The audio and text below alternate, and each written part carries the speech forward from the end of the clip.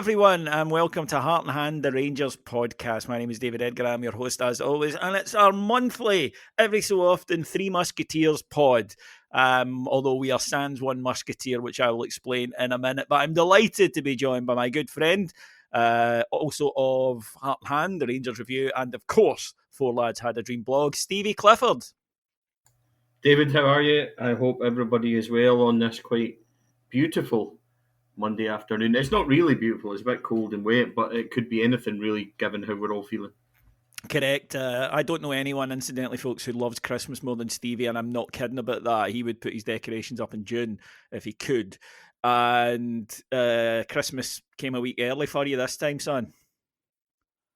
It certainly did, David. Do you know, we'll get into this, but, you know, if you had asked me just, 65 days ago, we would be sitting here on the appointment of Philippe Clement, I would have told you to behave yourself. So the turnaround has been exceptional. We've got every right to be sitting here feeling rather pleased with ourselves on this quite lovely Monday.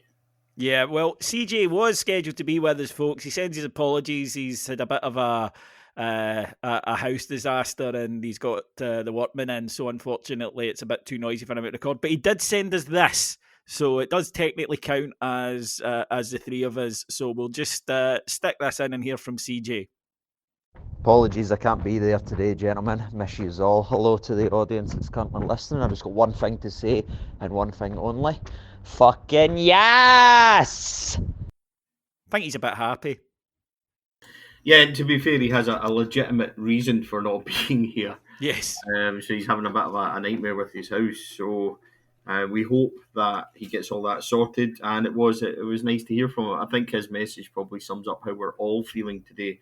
I think there was a few people that went into their work offices and done that this morning. I know that I had a few targeted audience, David, who back in December were telling me that this was over and this was done and our team was this, that, and everything else. And there was a few nice little picture messages sent last night with our manager and the trophy. So it's been a nice 12 hours, shall we say?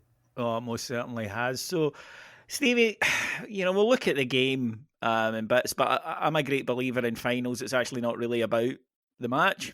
It's about the result. That's all that matters, and we will come to that later. But yesterday, even if it was unfair, and it was because he's only been there 9 weeks, there was pressure on Philippe Clement. There was pressure on him before the semi-final at Hampden against Hearts. That we all know the realities of life in Scotland. As soon as Celtic were out, we have to win the trophy. That's the law, right? And vice versa, by the way. But particularly given our lack of recent success, it was like, right, we need to go and win this. So the pressure increases in a way because the expectation level among the fans shoots right up, and it's high anyway. We had Hearts and Aberdeen, traditionally, the third and fourth best sides in the country. Dispatched Hearts without much bother and came into the final yesterday against an Aberdeen team full of confidence. Great win for them the other night, and they had good results against us a few times this season. So I think that there was definitely a sense from Aberdeen that not only could they win it, but they actually really fancied themselves to go and do so.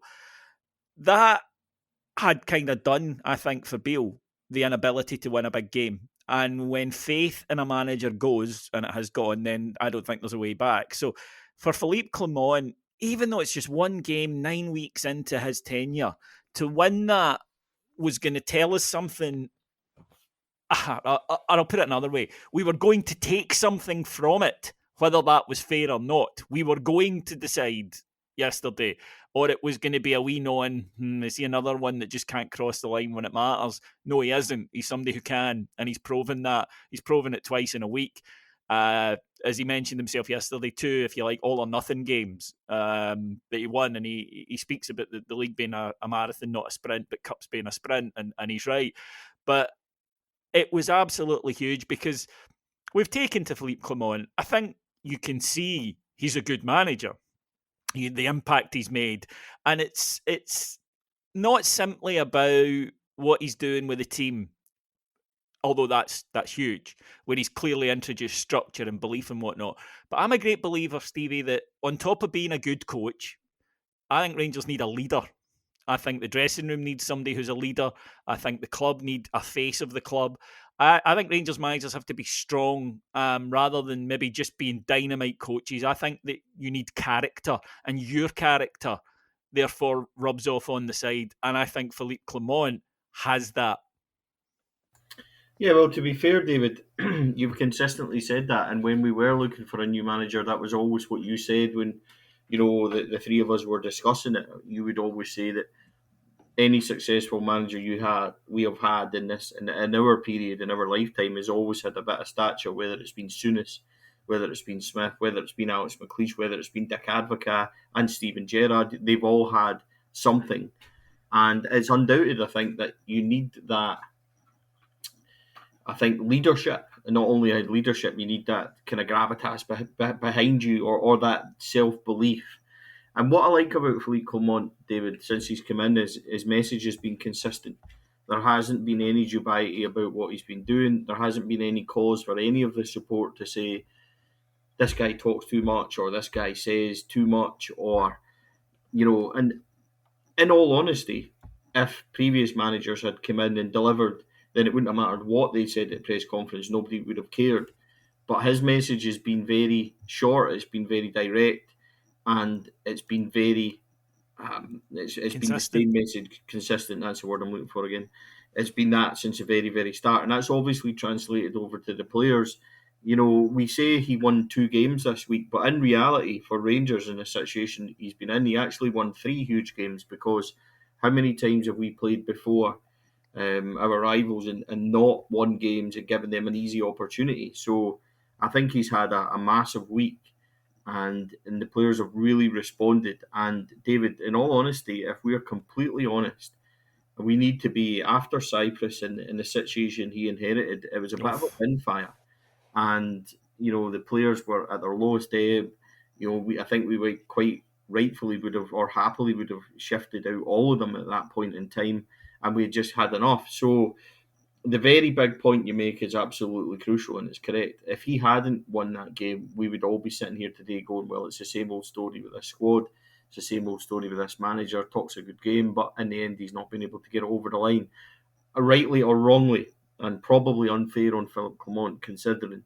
But he's managed to do it, and yeah, listen, I think we'll come to this. The quality of the game wasn't great. I still thought we played pretty well during it, especially considering how they played against us, which I'm hopeful we'll highlight soon. But the most important thing yesterday was winning, and to get in a situation where we'd seen all this game play out before, waiting for that sucker punch type moment. It didn't come, and we were very resolute, very well organised, and every single one of them stood up to be counted. And considering what we've had before, I think that's a tremendous reflection on what Philippe Clement and his management team have brought in such a short space of time. Yeah, well, we'll just deal with this. I've seen some things, I'm sure the listeners have as well, of, it was a terrible game, it wasn't a good final. Well, listen, a few things on this. Firstly, if you want a great game, then scheduling it for just before the winter break, a break that has been brought in because players are very tired at this stage of the season, well, clearly then you're not going to get them at their fittest and sharpest. Secondly, scheduling it for 2 days after the end of the European games is likely to lead to a situation which we saw this week, which was 2 sides who plays on Thursday. And thirdly, if you're going to play it the week before Christmas when the weather is generally horrendous, on a pitch, by the way, that is dire, as soon as it rains, that pitch just completely bogs up. And we saw that again yesterday. You're unlikely to get a scintillating classic. And I'm a great believer, though, that finals aren't for the neutral. Finals belong to the 2 sides who've reached them. And then it comes down to one will leave really delighted, one will leave really devastated. That's what finals are about. If Aberdeen had hung on, playing the way they were playing, which was to spoil the game, tactical fouling, hit long balls, try and work on the second ball, if they'd managed to nick a goal, or if they'd held on and won in penalties, they wouldn't give a toss, right? Nobody would. In much the same way that we don't. But I actually take a wee bit more comfort out of it, Stevie, that this wasn't easy. And Rangers didn't go in and it was one of those days where 11 players were at their very best and we were just scintillating, or Aberdeen had a man sent off and Rangers just dominated. it was a day where you had to grit, you had to stick at it, you had to keep at it, not panic. And we've seen Rangers teams in the past after maybe an hour, 70 minutes of a game like that start to go, is this not going to be our day? And they didn't do that yesterday at all. They just kept playing. And then at the end, when Aberdeen were launching high balls into the box, which can be tricky in this kind of weather, a ball drops to somebody, it skites off somebody's head. All of these things can happen to you. Rangers stood up to it really well. And the fact is, Jack Butland has not had to make a save. He's had to come out and clear a few things, which he did brilliantly. And that sense of security that he's brought, we've talked about often enough and will continue to do because it's made such a huge difference. But I agree with you. If you look at the chances in that football match yesterday, if you look at whose goalkeeper had to do a lot more, Rangers deserved to win that match. Yeah, I think undoubtedly. I think they were particularly strong in the second half. And I agree with you as well. I'm not sure that you can properly critique that performance yesterday, considering the efforts of Thursday night and everything else. I think when you look at it as a whole, I'm more pleased, like you, that they did actually stand up and be counted, because that's such a difference from what we've seen in the past. You want to see that heart, that spirit, that desire that they maybe haven't shown, and certainly didn't show in Cyprus before the manager came in. So to have that in abundance, I think, because you look at the blocks, and Aberdeen didn't, as you said rightly, didn't create an opportunity, but there was a lot of good defending by Rangers. Connor Goldson and Leon Balogun won a lot of duels in the air. They covered particularly well, knowing what was coming from Pataudry. They got that right where one would cover, and it was man v man at times at the back, and they marshalled it very, very well. A lot of blocks in there as well, people putting themselves on the line. John Lundstrom and Dujon Sterling done a power of work. And when you get that dirty side of it that perhaps we don't always appreciate, then realistically the quality should shine through. And I thought that the second half, from 60 minutes onwards, I thought that we dominated. If you think about McCausland's opportunity, and then Balogun had one that he put kind of high and wide. They had the 2 free kicks. That goal was coming, David, and we didn't really. And you don't, maybe sitting there at the time as a fan, you don't really appreciate it as such, because it's the nerves of when we're going to score. Are we going to score? But in reality, when you watch that game, and I watched it this morning, there was only one team in it, and Aberdeen's game plan was simply long ball, try and catch them out with a very, like, the whole midfield was completely missed. They didn't, and I'm very surprised at this, try and utilise the kind of quality. I think that the boy Clarkson's got something, and I thought they would try and play through him. They didn't. They just, their route was forward, was Devlin, long ball forward all the time, and that makes it really difficult for us. A very kind of spoiling tactic to play against, but I thought we did really well. And if you consider they've got a big back line and everything, we battled well. Scott Wright coming on gave us a little bit more width, and within 2 minutes we kind of capitalised on that, because Tavernier was able to attack the back post.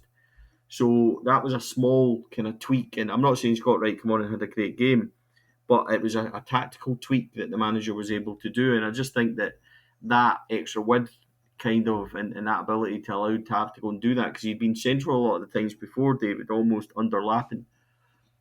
I think that can open things up as well. So in terms of the game and how it went, the only criticism I've got, and this is being ultra picky, and it was the same the other night, I don't think we managed the last 5 minutes very well in Betis, and I don't think we did yesterday.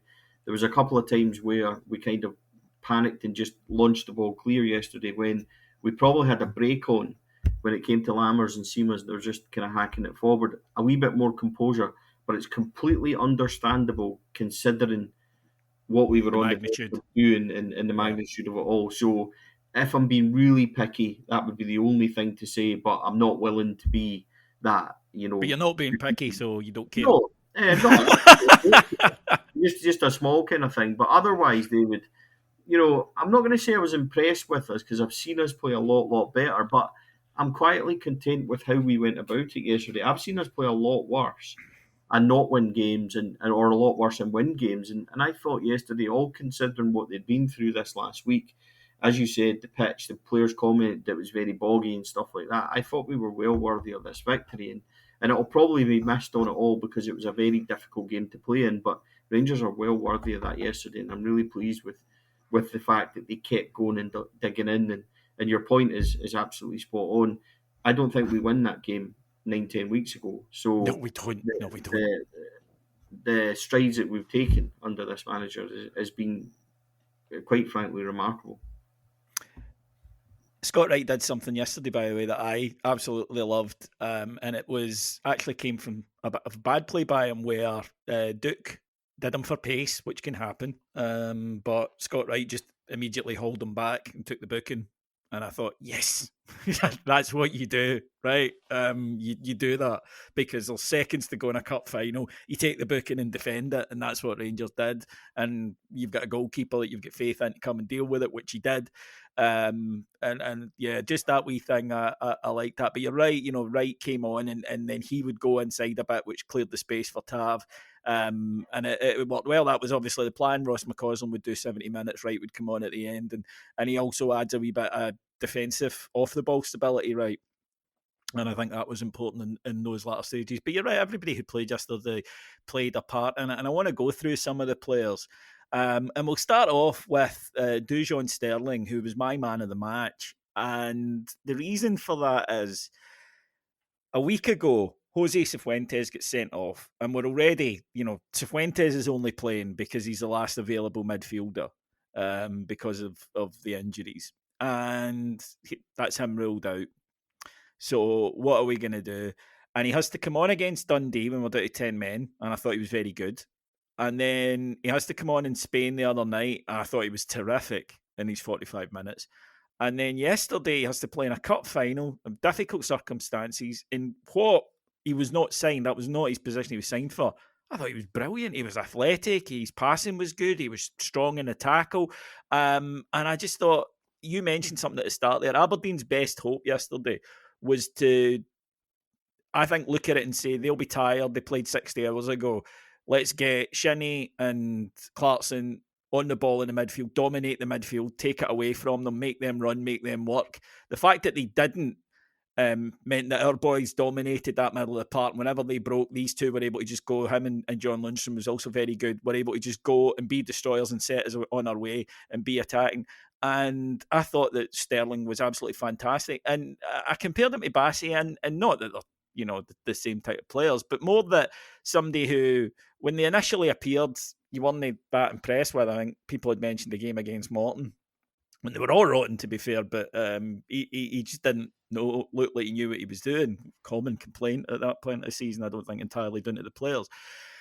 But to come in and play like that in such massive, massive games and deliver the type of performance that he did, and you just think, wow, we might have stumbled into something here out of necessity that could put, because right now, Stevie, I ain't dropping him for a returning Jack or Rasner or whatever. I think they need to earn that shot back based on what we're watching.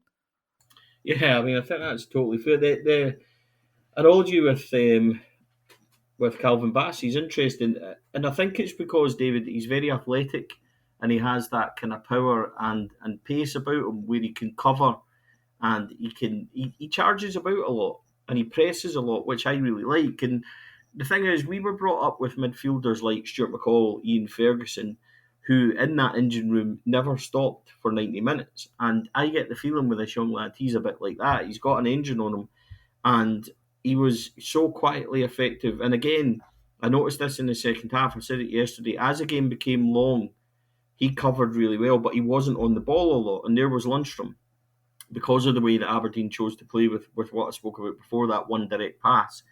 It was stretched quite a lot. So when he did get on the ball, his positioning was very good. And I was a wee bit, I thought last week against Dundee that there was times where I thought maybe it's getting away from him positionally wise. But I think that was more to do with me feeling a wee bit insecure as well about being down to 10 men and him not being a central midfielder. I was maybe overthinking it a wee bit, because when you watched it back, he was absolutely fine. And David, the point you make about unearthing this and kind of finding this gem is it could turn out to be absolutely true. And I'm the same as you. I mean, the players need to earn it, and he has earned it. It's all about attitude as well, and I think he's shown it in abundance. And there's a few others in that team we can and hopefully will mention, but when you get given the opportunity, you stand up and you take it, and he stood up and done that superbly. So It's maybe not been. I think, if you'd asked us all 9, 10 weeks ago, do John Sterling and John Lundstrom as central midfielders going to Betis and then a cup final or coming on in these games, we would have laughed and said, Stevie, you really do talk some amount of nonsense. And I wouldn't have disagreed. But if you look at it now, I'm with you. I don't think you're taking him out for Wednesday night.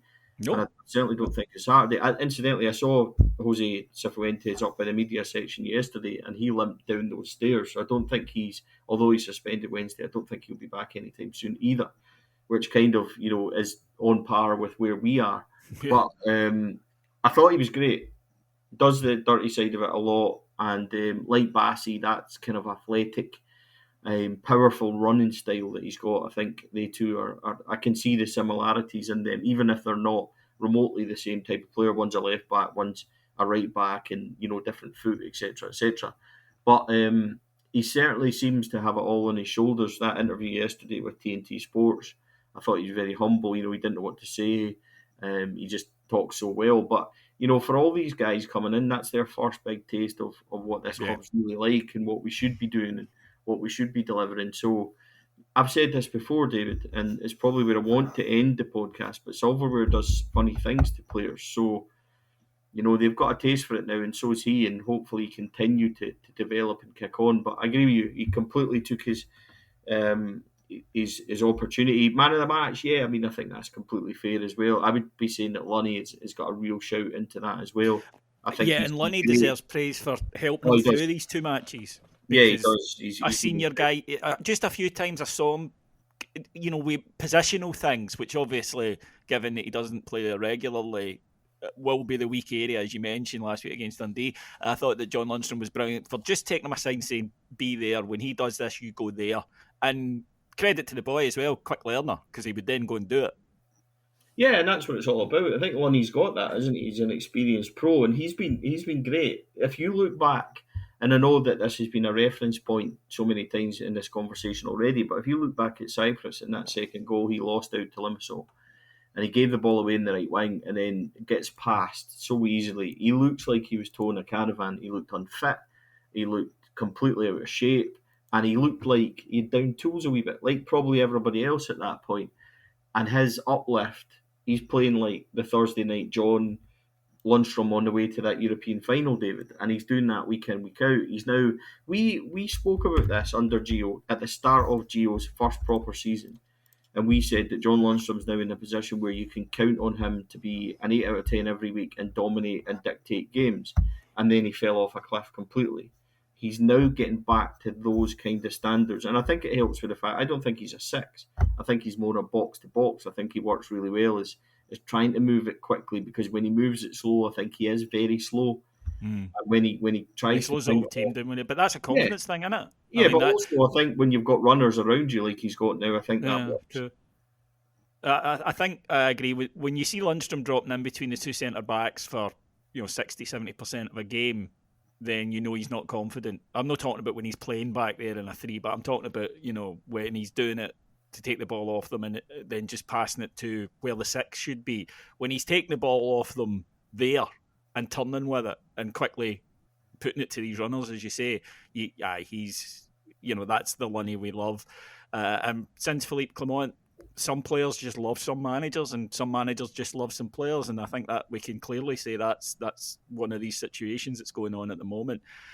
The two centre backs, as you mentioned there, got done at Pataudry, not just once, incidentally, with that long ball, the runner. Aberdeen tried to recreate it yesterday with Sokla playing just off Miovski.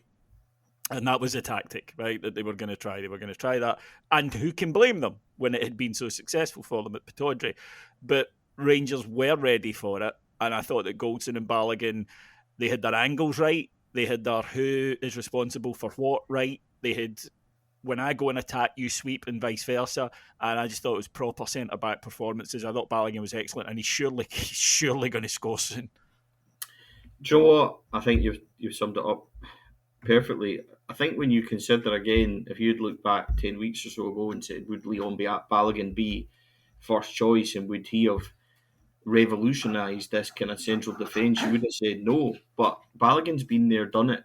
He won 55 and was a huge part of it every week.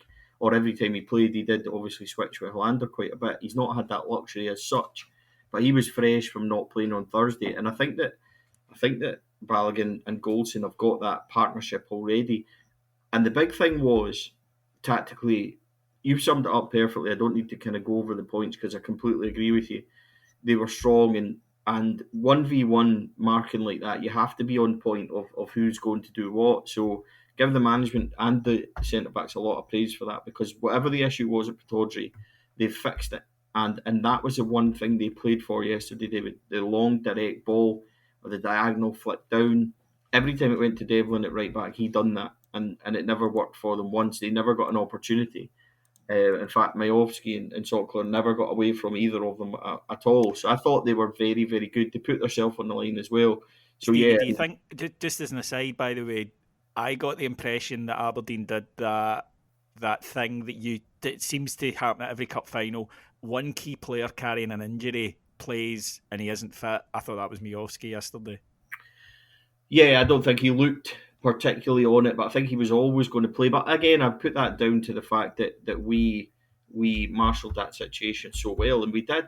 That's fair. We had them both under control, and we can't ever say that there was a point where either of them got away from their man, because they did it. The most dangerous moment Aberdeen had was Devlin 50 odd minutes when he put that ball across the face of goal. Yeah. And it kind of skips past everybody. But even then, realistically, it's a ball across the face of goal, which is going to happen in any game. We can't be naive enough to think that no team is ever going to get near our box. But when you consider the overall picture, the bigger picture, Majowski never had a sniff, neither did Sockler. When Duke come on, he is dangerous. I think I'm troubled, not troubled, I'm surprised that he's not playing weekly for them, because I think he's a good player, and he certainly seems to cause us issues with his running power, as he's seen with Scott Wright. And he didn't have much either. So I think we handled the whole situation really well, considering that they are a difficult Route 1 team to play against, and they don't try and play football, David. There's a lot of fouling, there's a lot of long, aggressive passes, and that can be difficult to combat, but we handled it pretty well. And the more the game went on, which is testament, I think, to what's going on as well, the fitter we looked and the better we got, considering that they went through a massive 100 minutes on Thursday night. Cantwell, for example, the 15, 20 minutes before he went off, he really started to create and demand the ball. And he started to free himself, because I thought he was playing the occasion too much in the first half. Stop arguing with Shinnie and getting involved and reacting to the kicks that he was getting. And he was getting kicks, but teams will do that to him because his mind goes a wee bit. Play the game. And when he started playing the game, he controlled it and he was really influencing what we were doing.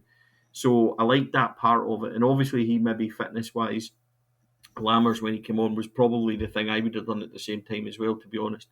But it all stems from the back line. I thought they were very good. And of course, the skipper.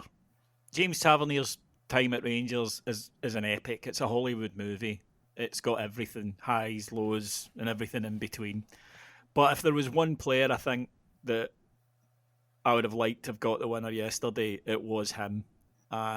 So often, this is what he does. He steps up and he delivers. And look, there's been times in the past I've been critical of him. There's plenty of times in the past fans have been critical of him. It's a meme, isn't it? FFS Tav. It's become a meme over the years. But his contribution is massive. It really is huge. And he keeps coming back. Even at times where you think, is this his legs going this year, or is that finally it? He just keeps coming back. He just keeps delivering.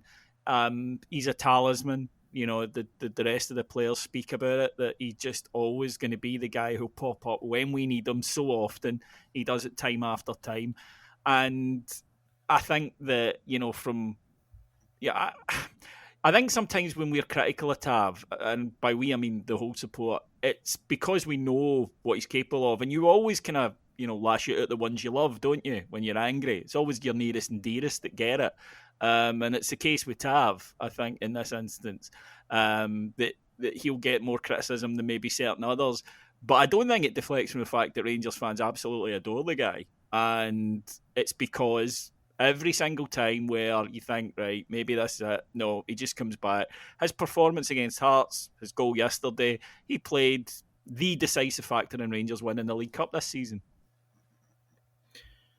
Absolutely, David. Do you know, in the last couple of days, David, on social media, on Thursday night, we were attacked for not criticising James Tavernier's performance in the first half and blaming him for the goals. I wasn't sure that he was at any point to blame for the goals, but fine. The usual kind of, you don't criticise him, etc. And then yesterday, we were criticised because he scored and it was a get it up, you criticise him too much. So, from a Yes. social media point of view, I'm not sure that we can really win. But what I would say is, I don't think we're any different to any supporters anywhere all over Scotland who, at the start of this season, thought that James Tavernier wasn't playing very well. And I don't think he was. I think at the home game against Celtic, he looked particularly leggy. Todd Cantwell had to cover back at right back quite a lot. And that was a huge talking point of that game. And I know that the tactics and everything else was a mess. I get that. But he's really came on in the last 3-4 weeks. And yes, he scores a lot of penalties, and they're vital penalties, absolutely. But he's got better defensively. I don't think we can sit and look at it and say that he's getting got at as much as he was. So all credit to him for that. But like you, David, if there'd be one player to choose from yesterday, it is James Tavernier. And the funny thing about it is, it's probably because we know that the levels he can get to, that we are so hard on him. And we are hard on him. I'm hard on James Tavernier, and I have been hard on him. I said after Cyprus that he is part of the failing of this squad. And I still think I think the players were really fortunate that night that we were looking for a new manager. And fans didn't really look into that result and the performance because, quite frankly, it was ridiculous from all of them. But to now be in a position, 9-10 weeks later, to be in this position is all credit to them. And Tav is showing the kind of mental side of it that we all doubted. I certainly did. That he deserves a moment like yesterday. And it was funny when we went through the players went through the walkthrough. I put this on social media last night, and Connor Goldson, the wee snippet, David, that people can hear on Heart and Hand as well. The James Tavernier stopped. I tell you what, we'll just play it now. Connor Goldson, congratulations, Viaplay Cup winners. How does that feel? No, it's a great achievement. I've just said in an interview before that this football club will be here a long time before we're here and a long time after, but you add number to the history of the board. The numbers that are on there already, to keep adding numbers makes you happy, and it makes you part of the history of establishment and institution that will be here for a long time. Personally for you, how does that feel to get the first one on the board? The team have really galvanised themselves in the last 10 weeks, and you've had a massive moment during the week and then produced another huge moment today. Yeah, it's been an amazing week. Weeks that you cherish at this football club. You've seen the support in Betis in Seville in the week, and the support again today. They came in the numbers, and we're happy to make them happy. I'm sure now when we go back to Ibrox, there'll be fans waiting for us. And as I said before, I said to the new boys at the start of the season, this can be the hardest place to play. Don't get me wrong, when I've been through everything, if you lose here, it's a very hard place to play, but when you win here, it's the best place to play. You don't get this at any other club. The highs at this football club are huge. I think finally all the things to say, Connor, is congratulations. Make sure you go and enjoy tonight, and then we get ready and go again. No, we will. We'll go back to Ibrox now. We'll be with our families and celebrate together, and then we've got another massive game on Wednesday we have to get ready for. Congratulations, Connor. Thank you. So the players all stopped, and the players don't take it personally. James Tavernier stopped, embraced. We had a massive cuddle. Well done, Skip. Love you. Go and enjoy your night. You deserve it. And laughed, smiled. See you Wednesday. There's no bitterness there. The players know that we come from a place of, The players know we're Rangers fans, and Rangers fans are mental. Yeah, I think they do. I think that's it. Did you hear Leon Balogun's TNT interview? He actually says that. I think he said something like unhinged. And We are. Well, of course he is. And I say this in a laugh and joke about you get 10 minutes at Ibrox to impress. Yeah. And you do. And I think that Philippe Clement is very quickly kind of onto that. And he answers, like, when he speaks to us, he's different. I think he's really good. And I think that, Tavernier and our relationship with him, relationship with Goldson and stuff like that, if you play for well for Rangers, we will give you all the credit in the world. But as doing what we do and our kind of points of view are kind of heightened a wee bit. it doesn't mean that we don't love these guys or don't think they're the right players for Rangers or haven't been wild at some of the criticism or whatever. That's all great. Nobody's happier yesterday than the support when James Tavernier rifles in that. It doesn't mean that when you're down at the pub saying that he should be taken out of the team, that you don't want him to have these moments or you don't, it's what we do. We're football fans. We comment on what's in front of us. And yeah, we've given the players a lot of stick this season. Up until 10 weeks ago, they bloody well deserved it. And I make no apologies for that. It's what we do. And we still get behind them. And in that moment yesterday for Tav, of course he deserved it. It was absolutely brilliant. And yeah, if you looked around the team and thought, who else would you want to do it? Aside of probably Scott Wright, obviously, I would want James Tavernier to be at that back post. So all credit to him. I loved it. It was a great moment for him. And yes, he thoroughly, thoroughly deserved it. And his ridiculous numbers are just crazy. I don't think we'll probably see it ever again.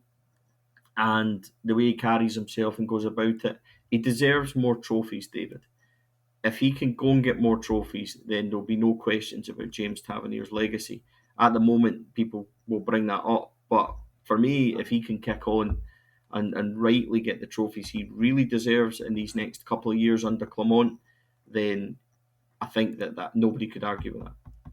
Every single Rangers player gets criticised at some point. I was there when Laudrup, Gascoigne, McCoist, Haitley, Goff, got criticism. Too lazy. But what happens is once they have, once they finished up, then their status is assured, and Tav's status is assured. I think Connor Goldson said it yesterday. People wouldn't realise till he's gone exactly what they had, and that is true. And I'm one of them. But as you say, it was wonderful to see him get that moment, and at the end to pick the trophy up and share it with us. So it's done. We've enjoyed it a great deal, and we deserve to enjoy it. And I think that it's an important milestone because when you win a trophy, there is that sense of, right, we've crossed the line, we know we can do this. But I think there's something about the League Cup in that it's the first of the season, so you get that in-season boost. You win the League or the Scottish Cup, it's brilliant, but then the summer comes, players come and go, other clubs' players come and go, everything changes. When you get that League Cup victory, it can propel you because it's in season. And that's why it matters. That's the point of League Cup. People say it's only the League Cup. They miss the point of that. The League Cup is not only a trophy, but it's a launch pad. We've seen it so many times in the past, and the great teams that we grew up watching, I would point to, for example, Walter Smith's team, that Ali McCoy's overhead kick against Hibs. That team at that moment in time was maybe struggling a wee bit, and that really kicked them on. Alex McLeish getting the League Cup under the belt, and even Walter in his last spell winning the League Cup when Jelavic scored post against post and it rolls in against Celtic. How much that can galvanise a team because they taste it and they then realise what they've got. And David, through a quite remarkable situation that I never thought was possible, it's all there for us again. Correct. And I never ever thought, and we've journeyed together all season, and I thought it was done. And if you had asked me on the way home after that Aberdeen game, I think we both says, here we go, another season of nonsense, another season of anticlimax, another season of failure. You begin to question everything. Everybody can go, get rid of them all, and it all goes through your head. You say it out loud, and for some reason, that interestingly, we're back in this. And not only interestingly is, if you dare to look over the what's happening across the road, and you don't really like to, you want to concentrate on yourself. They're having a meltdown that's proportionate to what happened during 55. And it's ridiculous, by the way. Talk about spoiled. Yeah, absolutely it is. But if you look at, they've got less points in that season. They have everything that's going on with the actions of the support and the playing performances and the way that they're turning is mirror image of what went on during 55. And in the last 4 or 5 weeks, they've dropped against Hibs away, Motherwell at home, Kilmarnock away beat them, and now Hearts at home beat them. And if you'd asked us 6, 7, 8 weeks ago if that was possible, again, we would have said no. But we've now got this all in front of us. And what it makes is that Rangers now have 3 games in this league where you look at it on paper and say St Johnstone at home, Motherwell away, Ross County at home, go and get that 9 points. Now, these will be ridiculously difficult. We know that St Johnstone and Ross County have had an uplift from new managers. Motherwell away, traditionally we do well there, but Kettlewell is a good manager, and even though they're going through a difficult time, will be a difficult place to go. But if Rangers can go and do that, it changes everything, because they'll be expecting us to do what we've done before, which is give them the impetus back and basically not take these opportunities. But they have. Our form in the league, I think, looking at it, I think we've won 9 out of 10 under Clement, and it's been a fantastic run. If they can nail these next 3, going to Parkhead in a situation where they're 2 points behind, which they would be if they win the 3, regardless of what happens with them. If we win those games and go to Parkhead with a game in hand in that situation, if we get beat, it's not the disaster it would have been where we were on our last life weeks ago, and they've given us that. And not only have they given us that, at this moment in time, I would back us to go to Parkhead and get a result the way this team are doing. And that's inconceivable for me, considering the position, unthinkable, given the position that we were in weeks ago. And it's all credit to them, genuinely. And yes, they've thrown it away and had a wee mini meltdown, etc. That's been fantastic to watch. Just keep on their throats now. Todd Cantwell says he can smell blood. Treat every game like a cup final. Go and the atmosphere is so good at the moment. Go and get it, David. It's there. Go and really push on. Concentrate on ourselves, game at a time, and see if it's there. And I think it is. And I'm not saying that. I still don't think that the issues that we highlighted and maybe the recruitment, in January, I think we need to go and get a couple. None of that's changed for me, which makes this situation even better. I don't think that players are suddenly the answer and stuff like that here. But if we can go and do that and strengthen, then we're in this. We are in this, and it's almost. And if people are saying, Stevie, you almost sound surprised, I am surprised, because I thought this was gone, David. So go and get it. It's there right in front of you. Go and push on and kick on, and use yesterday to be the springboard for success that this season now almost unthinkably can be. When I think of Philippe Clement, I'm reminded of the great line by Bismarck when he was speaking about Disraeli, and he said, England has been a long time in labour, but has finally delivered a man. And I feel that with Philippe Clement. We've been waiting for a leader for a while, and he's here now. And look, there'll be disappointments ahead, there'll be bad performances. I think we as a support need to try and be a wee bit less nuts when a setback comes, because it's not the end of the world. We can regroup and go again, and we're showing that this season. I don't think the opposition's anywhere close to the level they've been for the last 2 seasons. And I think that we are realistic that we're not the best Rangers squad any of us have ever seen, but he's fashioned something together and he's taken us in the right direction, and that is all we could have asked. He has over-delivered in his time with us so far, in my opinion. He has completely over-delivered. And I go back to that word we used at the start. It's faith. There is belief back at Ibrox. You can feel it running through your veins. And after a long time, there is nothing worse for a football fan than hope disappearing. Hope is back. Expectation will rise. That's fine. The players will need to deal with that. But their expectations should be rising now after what we watched yesterday. Right then, folks, thank you very, very much for joining us. We'll be back next month. By the way, I was just saying, we started this pod during the 55 season. We won it. I don't know why we stopped it. It was an inexplicable decision. But we brought it back and everything seems to be going well again. So consider me and Stevie always get the blame. Christ, when we concede a goal, never mind if we can lose a match, that people say, this is your fault because you don't ask hard questions. Clearly, our questions have been terrific then under Philippe Clement. So we deserve the credit for that. I had a wee bit of fun with him yesterday, so yeah, I think he does enjoy the. He does. He's got a sense of humour. If people are under the impression that he doesn't, he does. He likes a laugh and a joke, but at the right time. Yeah. He just doesn't sit and talk shite like certain others. He just won't sit there and talk out his arse. But he'll have a laugh and a joke when the situation pops up. And I think you need that to keep you saying it, Ibrox, to be honest. But no, wonderful, wonderful. Stevie, thank you so much for joining us. And can I just ask you, I'll set you up for it because you're shite at plugging your own stuff. Wonderful interview with Scotty Arfield on the Four Lads site. Yeah, it is. It was actually a lot of fun to do. We done it last week at the Rhino Express, our sponsors' business work in Paisley last week, and Scott was absolutely brilliant. 45 minutes with him, and when he finished, David, he said it's one of the best interviews he's done, and he thoroughly enjoyed it. And the best thing about it was I was still recording, so I've listened to that little moment from him every night since we did it. But no, Scott is great. It'll be on Heart and Hand, I think, towards the end of the week. I think we're going to put it up on here as well. But if you want to go and listen to it, just go and search for Four Lads Bite Size Podcast on any of your go and give Stevie the hit, folks. It's the least they can do.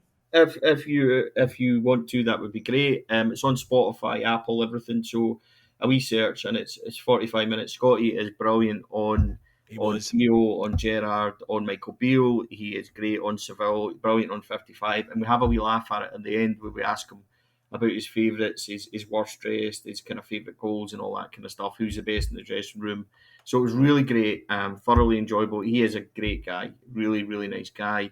We wish him all the best in Charlotte. And it was one of those ones, David, where it was thoroughly enjoyable. I'm really privileged to do it because I was just gazing into his eyes as he told us the story, because as a Rangers fan, it's all you want to hear. So loved it. Yes, if people want to go and check it out, Four Lads Bite Size Podcast and any of your pod providers, you still get the usual blogs and things to read, as well as we look forward to another huge week. It's funny, David, every game is huge, and it's got that feeling now when you go, isn't it? Like, because before, 7-8 points behind, like a proper Rangers season. Yeah, at St Johnstone at home on a Wednesday night before Christmas. Levine will be looking forward to that. Won't be easy.